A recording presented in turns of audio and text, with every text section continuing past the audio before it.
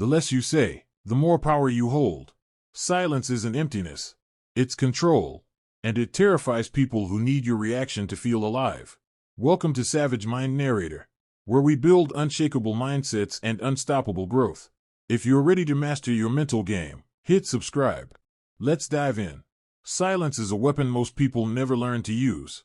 They think they need to explain, to defend, to argue back. But here's the truth. The moment you stop responding, you take all the power. When someone attacks you with words, they want something. Your anger, your attention, your energy.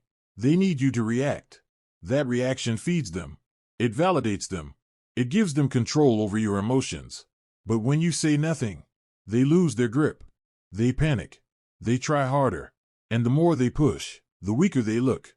This is a psychological fact. Silence creates discomfort in others, especially in people who rely on drama to feel important. They can't read you. They can't predict you.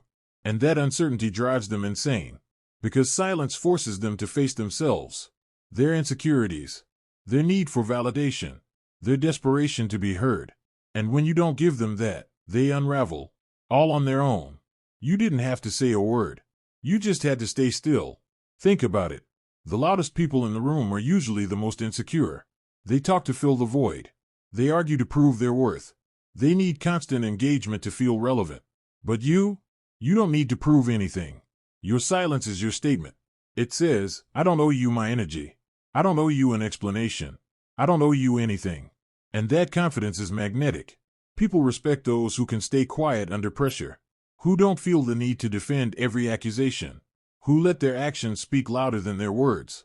Silence also protects you. When you talk too much, you reveal too much. Your plans, your weaknesses, your emotions, and people will use that against you. But when you stay silent, you stay hidden. You move in the shadows. You observe. You learn. You wait for the right moment. And when you finally speak, it carries weight, because you don't waste words. You use them strategically.